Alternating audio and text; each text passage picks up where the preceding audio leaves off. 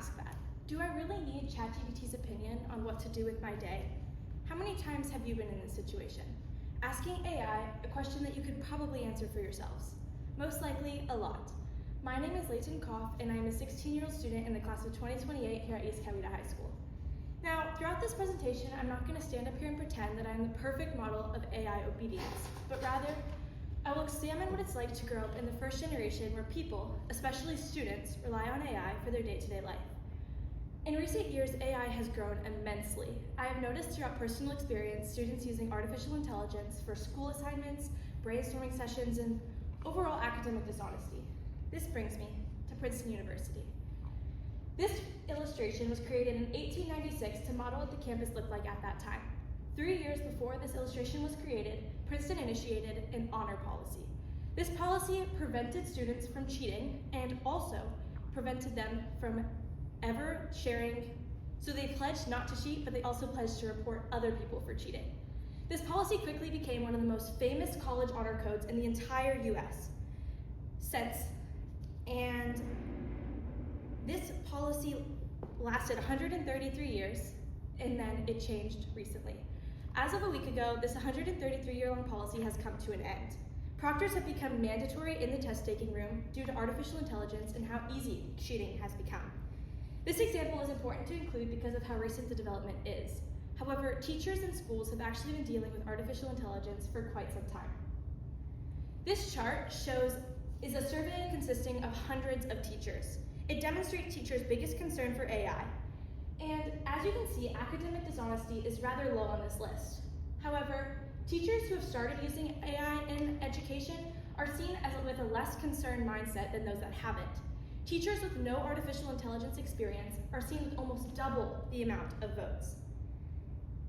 One teacher said that students will over-rely on AI and reduce their critical thinking, information literacy, creativity, and problem-solving abilities.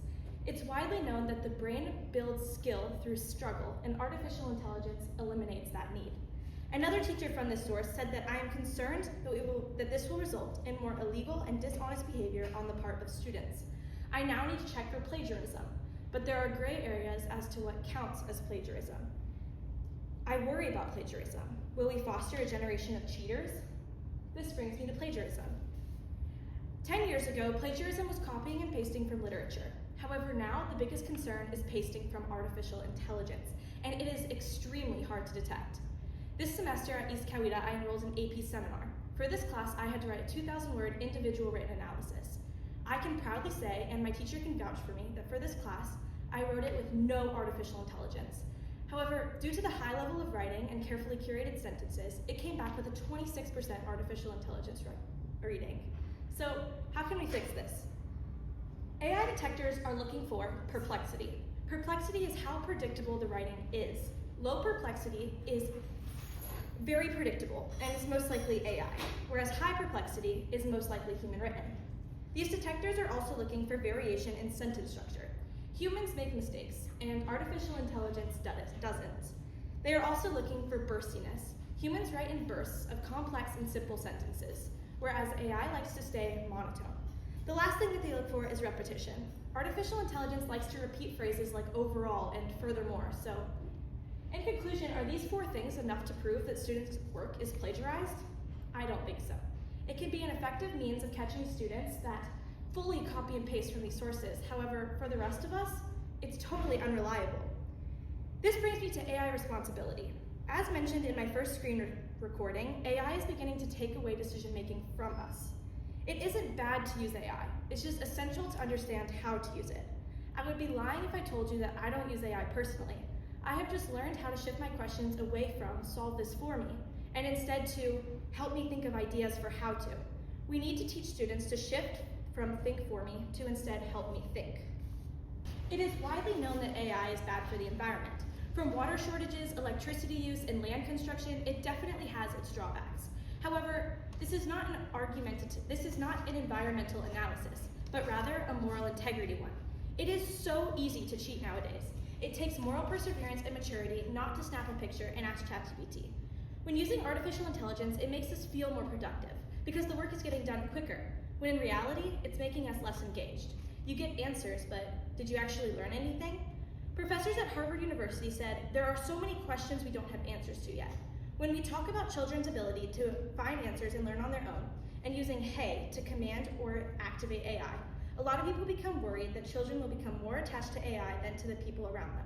This article mentions a new problem, human interaction. When children are constantly communicating with artificial intelligence, potentially more than their friends, their manners may significantly decline. In my personal opinion, I am extremely fearful for the future of AI. When I'm watching the software grow and the amount of users increase, I am nervous that the academic expectations will drastically change as this system becomes normalized. However, it's important to note that when I search Google for artificial intelligence impact on education or similar titles, most of the sources that pop up are about the positive impact that integrating these systems will have into our world. AI is useful, and it's not disappearing anytime soon. It saves time and increases access to information. The problem isn't with AI existing, it's about how we are using it. For example, I use AI when I have an idea for an essay, but I don't have a way to structure it. Or when I'm having a hard time understanding what I'm learning in class and I could use a more detailed explanation. I also use AI when I'm trying to study for an exam and could use a personalized practice test, or when I'm looking for an extremely specific product and I don't know where to find it. This graphic demonstrates appropriate and inappropriate ways to use AI. When you're looking at the don't computer, it says that you need to fact check. This is extremely important. On both ChatGPT and Gemini, at the bottom of the platforms, it says, this is artificial intelligence and it can make mistakes. Therefore, checking your work with credible sources can eliminate this risk. So, next time that you are in this situation, pause and think. Do I need additional help answering this question, or can I do it myself? Is this an ethical way to use this source, or am I committing academic dishonesty? We as a society need to commit to learning and not just getting answers quickly. So thank you for listening to my talk on growing up as a student in an AI-run world.